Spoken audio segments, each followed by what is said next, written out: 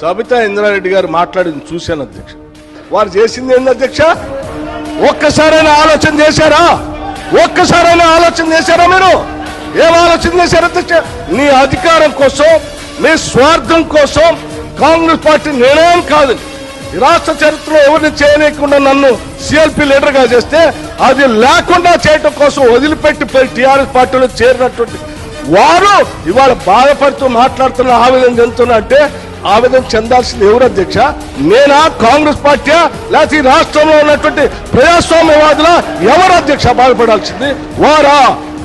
ఇంకా ఏం ముఖం పెట్టుకొని ఈ సభానాయకుడిని రేవంత్ రెడ్డి గారిని, ముఖ్యమంత్రి గారిని పట్టుకొని ఇంకా మాట్లాడుతున్నారు.